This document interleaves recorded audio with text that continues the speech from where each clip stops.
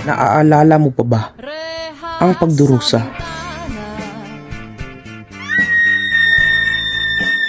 Ang masasayang alaala. Ang pagtuklas ng katotohanan. Ang korupsyon. You cannot stop corruption. Nobody can stop corruption unless you overturn government completely. Ang pag-aabuso.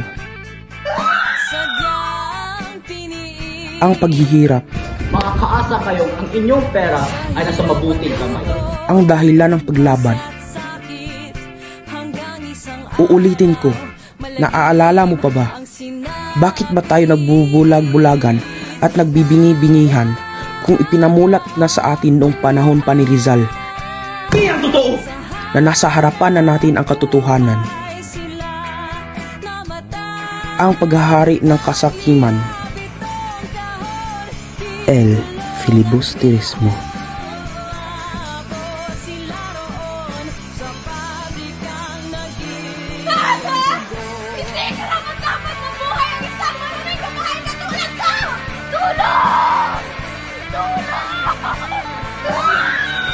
Hindi ang totoo! Sayang kalokohan! Maria!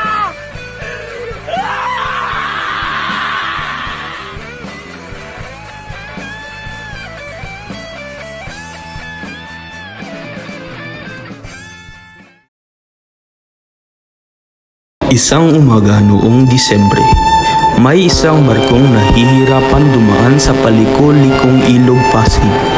Ito ang Vapor Tabo na papunta sa ilog ng Laguna. Good morning, Doña Victorina. There's no good morning. Dapat nga wala nang hindi nakasakay sa vapor na ito. Hindi ko sa buot na itignan. At bakit nga ba sa dapat hindi nakasakay ang mga hangal timonero? Ano ba ito, Kapitan? Pwede bang bilisan ang paglalayag ng vapor? Ginag, napakababaw kasi ng parting tinutukoy ninyo at yan ang ating tinatahak. Kapag ating bibilisan, ay tayo ilalagos sa pupiring niyo. Sa tingin ko, ang tanging solusyon dito ay ang pagpapahalaga ng katalinguhan ng mga ekspertong siyentista.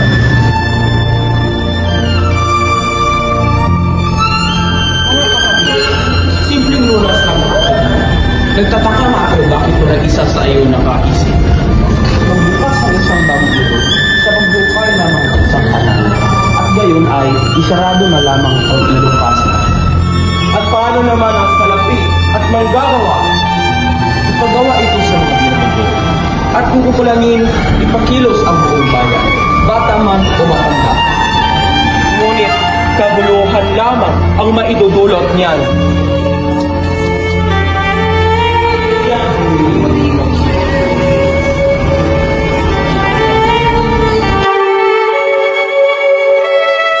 Ibang kwento naman sa ilalim ng kubyerta.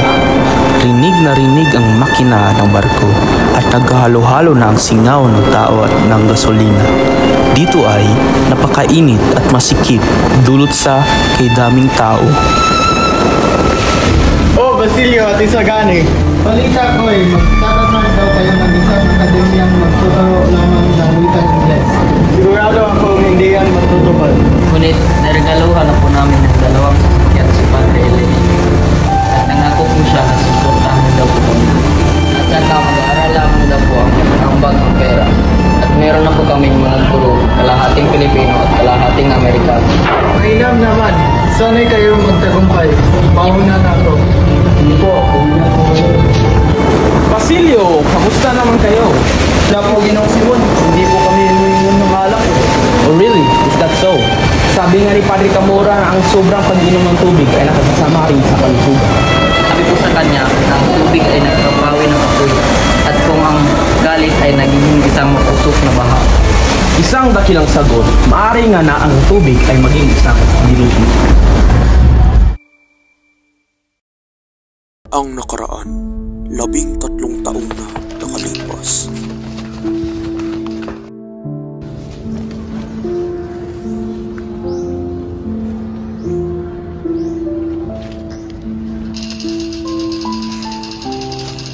Mag-ingat ka, Elias.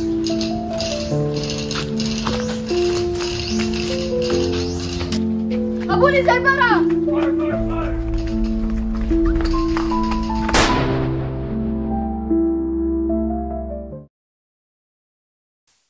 Sa isang masukal at malawak na bahagi ng kagubatan, nakatira si Tandang Selo at ang kanyang tanging anak na si Kabesang Tales, kasama ang kanyang dalawang mga anak na sina Tanong at Huli. Totoo po ba, Tay, na hindi sapat ang ating pera sa pag-aaral? Pasensya na po. Ipapangako ko sa susunod na taon ay ipapadalan kita sa Maynila para mag-aral. Dong, saan ka pupunta? Bakit ka pa magdadala ng inak? Di ba ipinagbabawal yan? Kailangan kong bantayan ang ating pinaghihirapan. Uy, Basilio, ang pugin mo naman. Tuloy ka. Oh, Huli. Aking minamahal. Naparito ako upang magpaalam sa'yo. Ako'y pupunta ng Maynila upang mag-aral ng medisina. At balang araw, ako'y may isang ganap na doktor. Sus, Basilio, naparito ka nga upang ipaalam sa akin ang iyong mga hangarin. Ngunit sa ilang sandali ay aalis ka na. Sorry na mahal ko. Sumikap ako mag-aral para sa ating dalawa. Huwag ka na magtampo. Baka makahanap ka na ng ipagpalit sa akin sa Maynila. Ay naku, Huli. Wala na akong ibiging iba. Magpakailanman.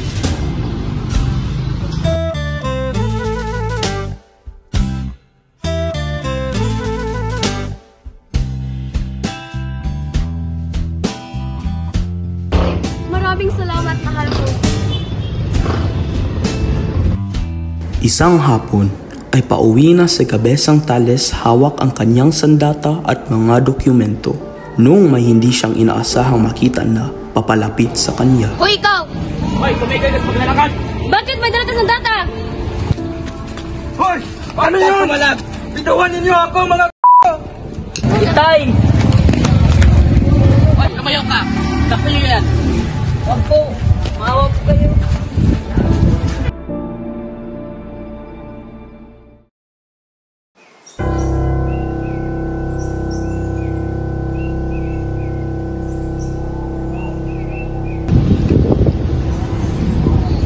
Paalam na po, Nay. Hanggang sa susunod na. Paalis na sana ang binata nung mayroon siyang narinig na kaluskus ng dahon at nakaaninag din siya ng isang anino.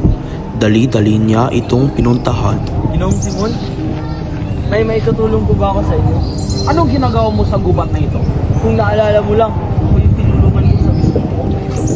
Wala akong kalam-alam sa mga sinasabi mo. Gusto mo, Ibarra? Akala ng lahat, ikay patay na, ngunit yun, ikay nabubuhay pa. Ang nalalaman mo'y makakasawi sa akin. Isang lihim na maaari mong ikapahamak. Kung gayon man, mali ang pagkikilala ko sa iyo. Totoong ako'y naparito 13 taon nang nakalipas upang dakilain ang isang magiting na kaibigan na itinalaan sa ang kanyang buhay upang ipaglaban ang mga karapatan ng mga Pilipino laban sa mga pang-aapi. Wala nang ginagawa ang mga nasa kapangyarihan kung hindi man mang-abuso lalong-lalo na sa mga Pilipino. Nais kong pabagsakin ang pamahalaan kahit na maraming dugo ang matapon. Ng lahat ng wikang Ingles ay magkakaroon ng pagkaintindihan at mapapalapit ang mga pulo sa pamahalaan. Basilio, ano ang isipin ng inyong ina at kakakita? Gusto ko lang ng tahimik na buhay. Sa araw na magbago iyong isip, hanapin mo ang aking bahay sa eskolta. Doon ay paglilingkurin kita ng buong puso. Hinihintay kita.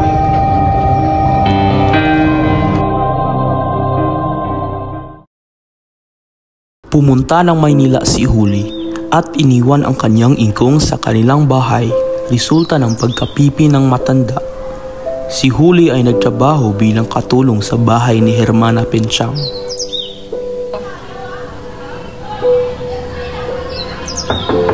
Tao po!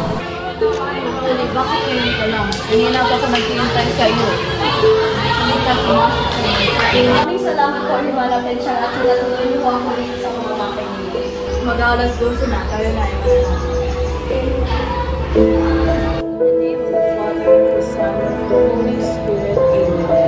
The angel of the Lord declared unto Mary. Hoy, muchacha, kapag ninalangin ka, sumabat ka. Lumuha ka dyan at magdasal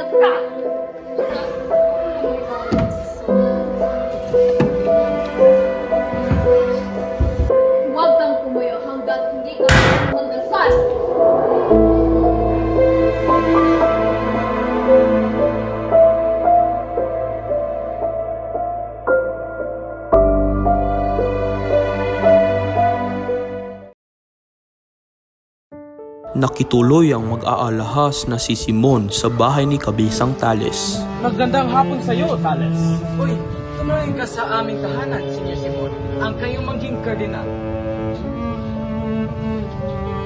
Dumating sa bahay ni Kabisang Tales ang mga mamamayan sa San Diego at Diani upang bumili ng alahas kay Simon.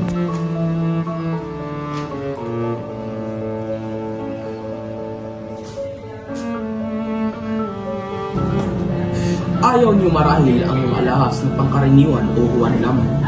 Siya nga, mga brilyante, mga matandang brilyante sa mga bato sa una. Marahil naman at ako'y may mga matandang alahas. Mayroon akong makwintas ni Cleopatra. Mga singsing ng mga senador at ng mga ginoo na taga-Roma na nagtagpuan ang maguho ng Kartago. Kamangha-mangha! Naipagbilin na ang lahat ng alahas na aking anak. Ang natitira ay wala ng gaano ng kahalaga. Ang agnos ni Maria Clara, magkano po ito? Tumatanggap ka ba ng 1 o 500 piso? Senior Simon, akin mo nang sasabihan si Holy dahil sa kanya inahabilin ang agnos na ito ni Maria Clara.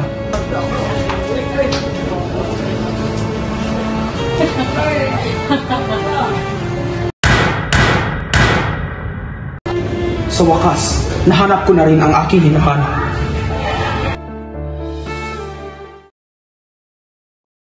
Si Placido Penitente ay isang estudyanteng nawawala na ng ganang mag-aral at balak niyang magtrabaho na lamang, ngunit hindi pinayagan ng ina niyang si Kabesang Andang dahil sa kanyang hangad na maging abogado si Placido.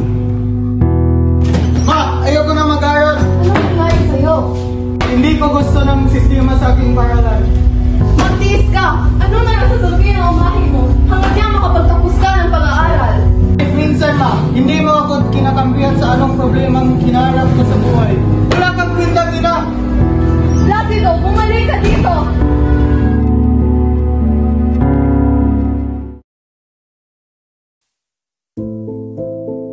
Isang binatang mataba ay mukhang inaantok at laging naghihikap. Tinawag ito ng propesor sa pisika na si Padre Milion. Hoy! Ikaw ang kokil na madababoy. Tumayo ka! Anong matigation ngayon? Hindi ko alam. Palibhasa, puro kakain, puro katulog. Kaya ang utak mo, walang alam. Palibhasa, bubo ka. Ikaw, Anito, meron ka bang ibibali sa mga bobo ka klase? Okay! O ikaw, bakit ngayon pala kita natira sa aking klase? Oy, 5 araw ka nang lipat sa aking klase. Bakit ngayon ka raw kita? 15? Hindi po ako lumipat sa klase ng higit sa 4. Hindi mo talaga yung pinaka na sinasabi. Palibhasa, bumili ka na sa klase mo, bobo ka pa. Ang naman eh, wala kayong karapatan na naitin ako. Ayoko na.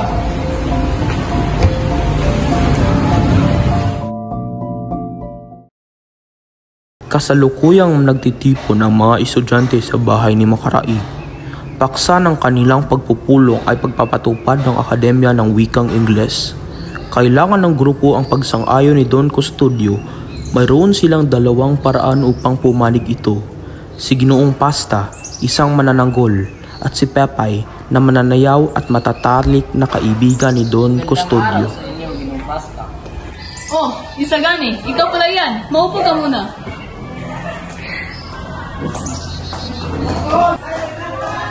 Ano ang may paglilingkod ko sa iyo? Nais ko pong aprubahan ninyo ang aming panukalang patayo ng Akademya ng Wikang Ingles. At kumbinsihin din si Don Custodio upang pahintulutan kami. Mahal ko ang Pilipinas at nais ko itong umunlad sapagkat hindi ko may papangako ang aking sarili dahil lubhang masela nito. Abay, mapapahiya ako. Ngunit hindi po namin nais na mapahiya kayo. Ito po ay bunga ng aming nais ng kaayusan at pagtulong sa pamahalaan. Ang gobyerno ay binubuo ng mga pili at natatanging tao. Hayaan mong kumilos ang pamahalaan ng kanyang sarili. Sus, mahusay ka na ngang magsalita ng Ingles. Hindi mo na nga kailangan ng akademya. Hindi po ako pumunta rito para sa aking sarili. Ang may papayo ko lamang sa iyo, mamuhay ka lamang ng payapa at huwag mo kailang sa gobyerno. Paglaki mo'y matatandaan mo na lahat ng sinabi ko'y tama at sa pagkaputi ng iyong buhok ay mauunawaan mo ako. Kapag ang buhok ko'y kasing puti ng sa inyo, Ginoo, at matatandaan kong namuhay ako para sa sarili lamang, ang bawat puting buhok ko ay hindi ko ipagmamalaki, bagkus ito ay aking ikahiya.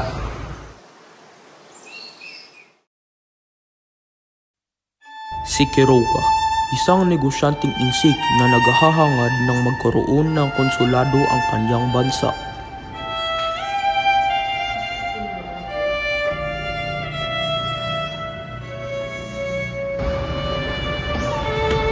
Senior Simon! Ako'y lugi! Ako'y bagsak! Ano? Lugi kayo at bumagsak? Quiroga, ikinagtanggol ko kayo mula sa mga opisyal. Ang ibang muguloy idaan mo sa akin. Siya nga pa, Quiroga, may papasok akong mga ilang kahon ng baril.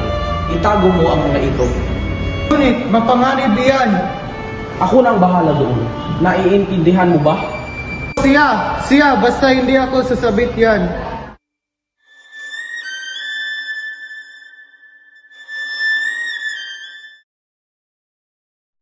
Magsiupo na ang lahat. Sa loob ng kahon na ito, natagpuan ko sa isang libingan na nasa piramide. Unod, bukog, bukog, unod. Unod, bukog, bukog, unod. Ako'y nagbalik para maglantad ng kasamaan. Huwag ka!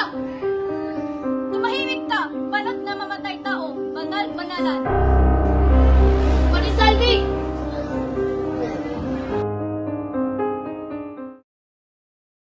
Bumisita ang mag-aalahas na si Simon sa bahay ni Kapitan Tiago upang kamustahin ang matanda at kumbinsihin na rin si Basilio na kumampi sa kanyang planong himagsikan.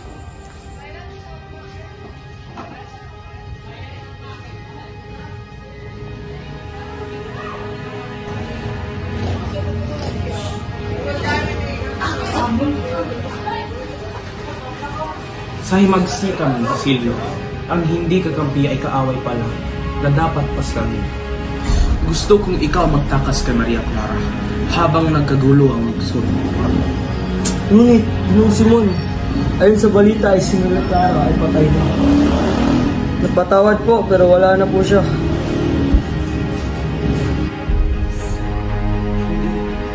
Hindi yan maaari. Hindi yan totoo! Isa yung kalokohan! You're lying!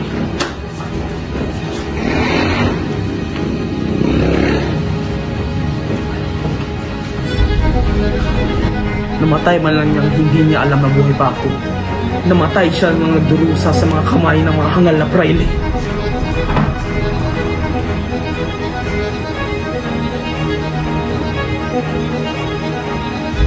Maria!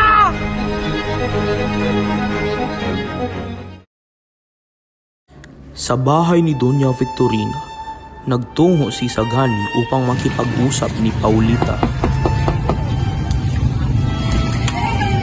Magandang hapon po, Doña Victorina. Ikaw, may nalalaman kung bakit saan nagtatago ang aking hangal na asawang si Tiburcio? Wala pa rin po akong balita ang Di bali na, may pupuntahan mo na ako. Napapabiglang na parito ka. Ibig ko sanang malaman kung si Juanito na yung bagong ang ibig. Tandaan mo, wala siyang halaga sa akin. Pinipilit ang ako ng aking ari. Paulita, nais kong ipahayag sa iyo ang tunay na hangarin ko para sa akin. Ang aking lupain sa bundok ay magiging sa iyo. Kapag tayo ay mag-asawa na, Paulita, mahal na mahal kita. At itong pag-ibig ko'y panghabang buhay. Nagdaos ng isang piging ang mga estudyanteng kaklase ni Basilio dahil sa inimungkahi ni Padre Irene alang-alang sa kapasyang iginawan ukol sa usapin sa pagturo ng wikang Ingles. Napagkatuwaan nila ang mga inihaing ulam sa mesa at inintulad ito ng mga nasa pamalaan. Wala silang kamalay-malay na mayroon palang nagmamasid sa kanila. At yun ang nangyari. Mga kasama, minaman-manan tayo. Kayo isang takas, ako na bahala rito. Baka matakit tayo ng mga polis. Okay, takbo! Tawad niyo ako! Huwag kang kumalang! Kaibigan! Makaraig! Anong nangyayari? Bakit tayo dinarakip? Isang mag-aaral ng medisina. Mainam at tayo nakatitig ng anak. Kayo ay aming dinarakip. Pati ba naman ako? Anong ginagawa ko sa inyo? Huwag kang matakot, kaibigan. Ipapaliwanag ko sa iyo ang lahat pagkatapos ang tigil.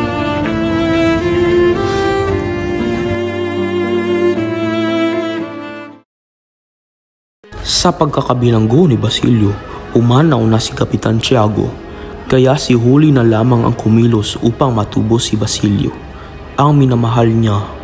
Tinulungan ni Hermana Bali si Huli na makapagdesisyong humingi ng tulong kay Padre Camora. Huli, alam ko si Padre Camora ay malikot sa babae.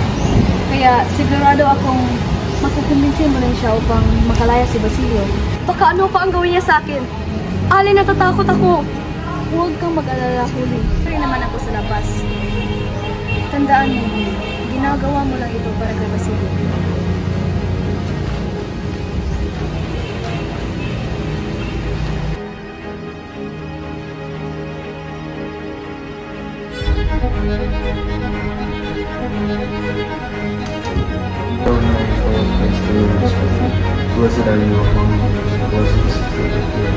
Magandang araw ho, Padre. Anong sadya mo? Pasensya na po sa abala, ngunit kailangan ko po ng tulong ninyo. Ano ang aking may tutulong? Nakakulong po ang aking nobyo, si Basilio. Gusto ko lang po palayain siya. Pakiusap po, Padre. Sige na, nagmamakaawa po ako. Abay, maaari kitang tulong.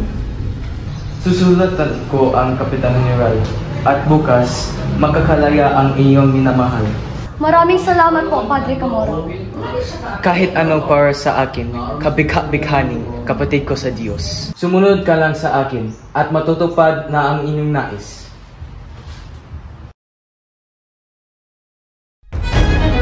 Padre, ano ang ginagawa ninyo? Himik ka! Tama na! Bitawan niyo ako! Huli! Huli!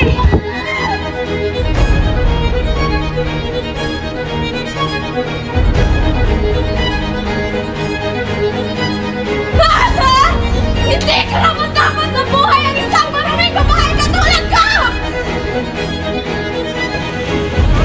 Huli! Huli! Huli! Tulong! Tulong!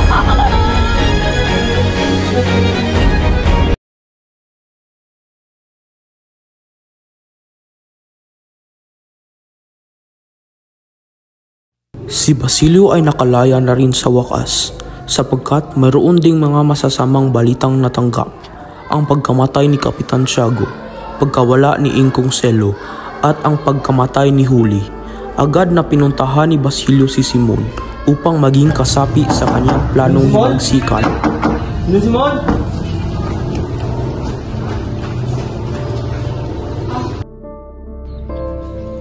Ba't ka na pa rito? Matagal na akong naging masamang anak, kasamang kapatid at masamang kasingkahan. Sasama na ako sa inyo, Ginoong Simon. Ang aking puso'y puno ng galit at paghiganti. Kasakit.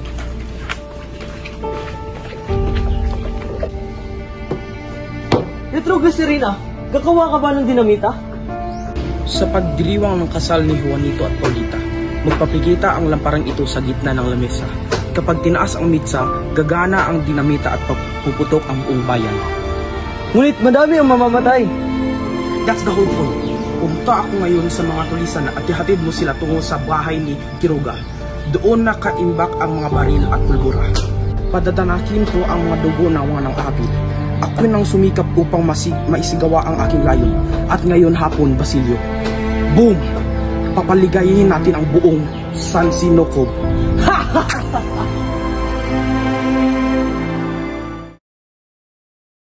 Isang pag-ibig ang napawi kay Isagani nang malaman niyang ikakasal ang kanyang irog kay Juanito Pelaez.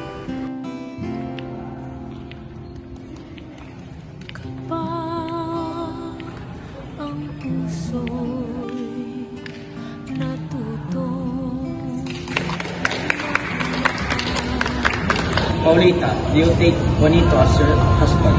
Yeah. Now, Juanito, do you take Paulita as your wife? Yes. Now you may now kiss her. Pasensya ka na, Isagani. Pinaramdam mo man sa akin ang tunay na pag-ibig, ngunit kailangan ko mag-asawa ng makagabuhay sa isang babaeng katulad ko. Bakit mo ginawa sa akin? Lahat kita na po.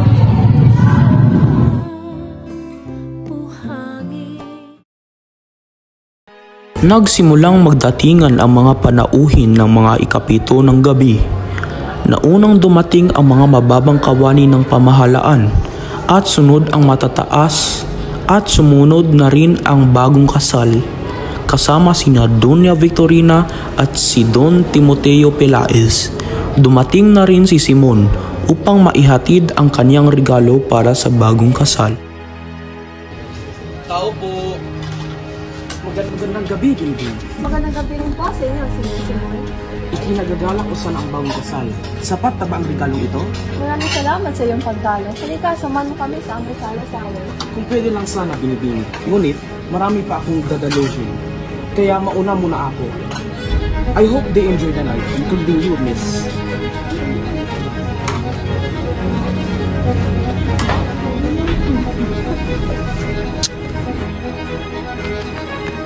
Kaibigan, parang awaw mo na. Makinig ka sa akin. May lamparado na may dinamita. Kapag yun ay tatagal, yun ay sasabog. Ngunit iba na siya bukas. Sige, huwag ka makinig. Mahal ko si Paulita. Bahala na.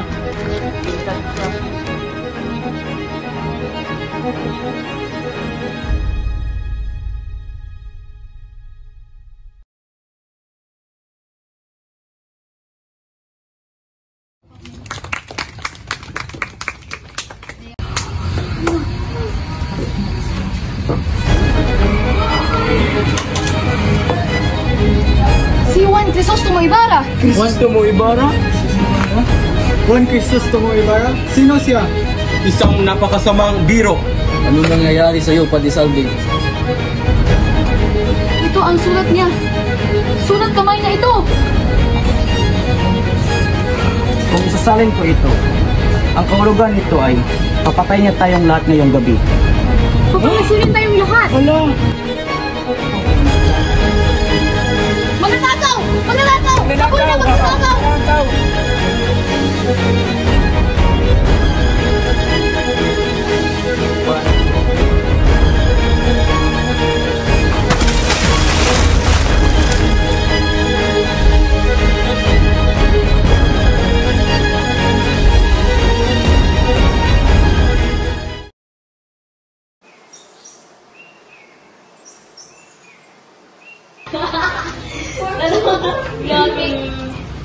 Ang alahero si Simon ang siyang suspect. Pagkalain mo yun? Sus Mariusip! Ikipagsosyo siya upang manggulo at patayin lahat ng mga nasa kapangyarihan. Nauunawaan ko na ngayon. Kaya kagabi, namatay ang lampara. At nung tataasan na sana ito ng mitsa, abay, may nagnakaw nito. Alam mo ba ito?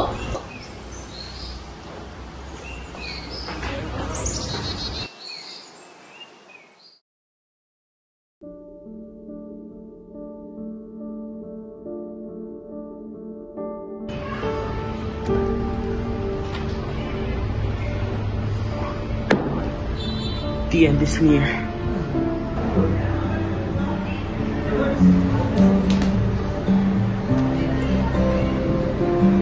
Patigil sa pagtutok si Padre Florentino nang maisip ang makahulugang balikong ngiti ni Simon noong siya'y dumating sa bahay. Bakit? At para saan naman kaya ang mga ngiting iyon? Paano ko siya maliligtas?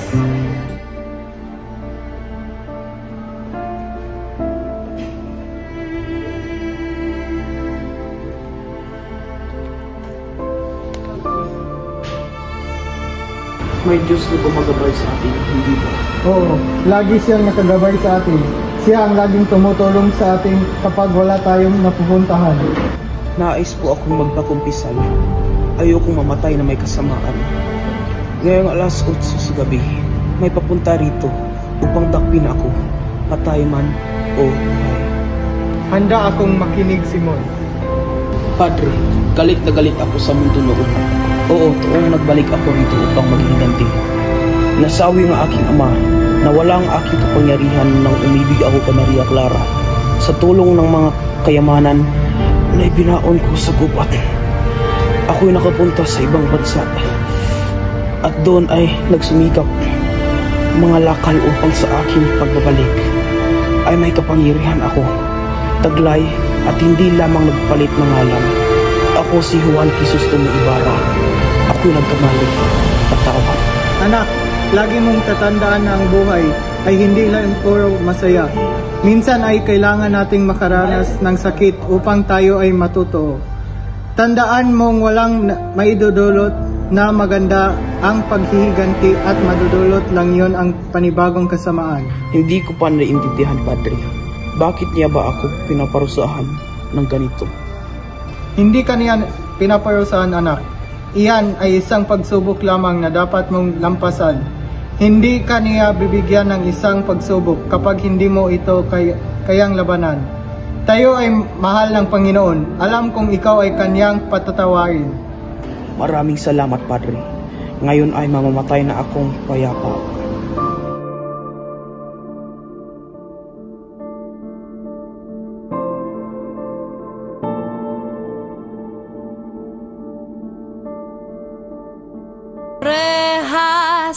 Ang kayamanan ay siyang naging lason sa lahat ng tao. Ito ang nagpapabulag at nag-uudyok na gumawa sila ng kasalanan. Diyan ka muna sa ilalim ng dagat kung saan hindi makakapalugid ang kasamaan. Pero daig pa ang bilanggo. Naghahanap buhay, sa hanap buhay sila namatay. Nagliyab itong kahal, kinulong at binaon. Nabo sila roon sa pabrikang naging pugan.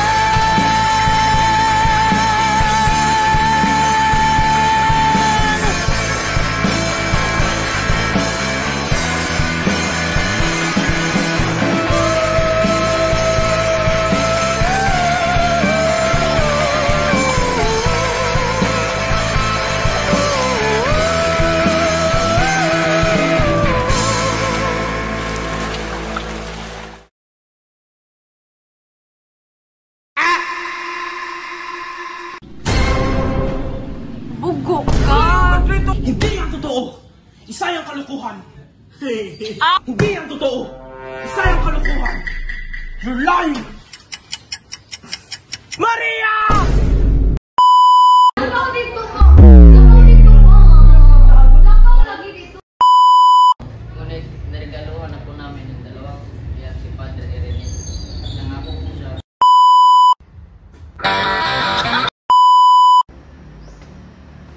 Senior Simon!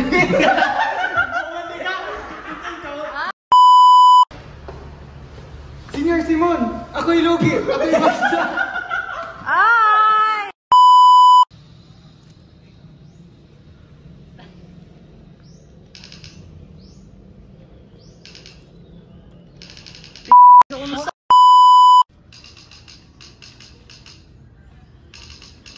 Mag-ingat ka. Sensya na po, Ginoong Simon.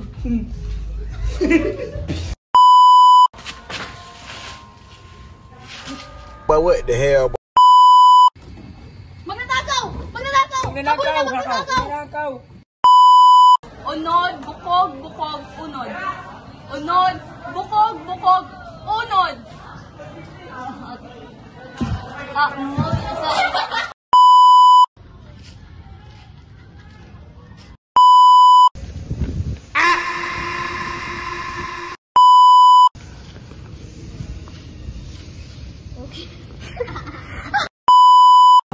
Dapat bantay. Dapat bantay nato ang matrix. Unsa mo ganato na? Okay.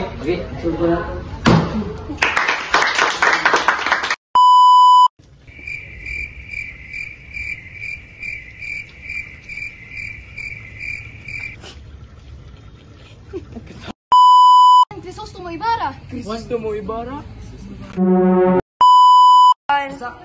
Ang isa. 3, 2, 1. Ahay, uy. Anay, tutok ra na ako. Ako ba? Nakakuha mo ayan, God. Go. Ang may pap... Ayaw lagi yan,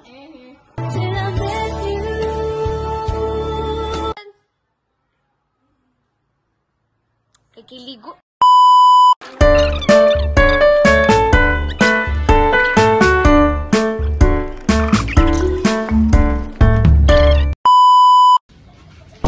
Sa pagdiriwag ng kasal ni Juanita at Polita.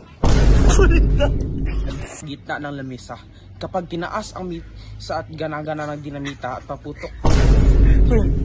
At ngayon hapon, Basilio. Boom!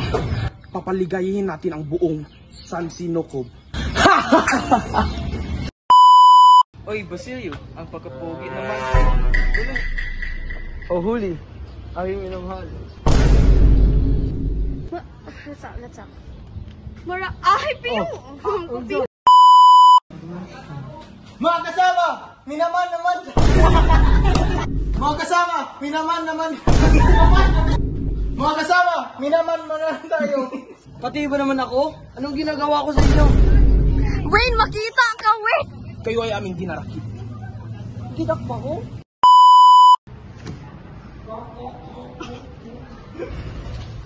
Ang laki mo!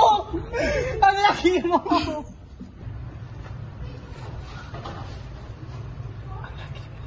May papunta rito upang dakpin ang aking... dakpin ako! Upang dakpin ako! Anak, lagi mong tataranda. Hindi ko pa naintindihan pa. Aya! Subok lamang. Ay, lihog ka na. Ano ko? Yating tao. Ni chat si Ice, ano? Nikipagsosyo siya upang manggulo yati si Ice gatchat. Makinig ka sa akin. May lampara. May lampara. Ayon! Kaibigan. Katawa na. Yo, parang awa. Lampara. Okay. Magtumagal. Kapag ito'y tatagal na lang. Sisi ka tama to. Madaling ko dyan. Parang awa na. May lampara dun. Na may din. May pasensya na, Huli. Ipapangako ko na sa sunod. Di ba ipinagbabawal yan? Kailangan kong bantayan ang ating paghirapan.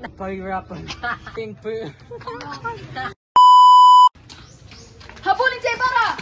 Fire! Ano ba?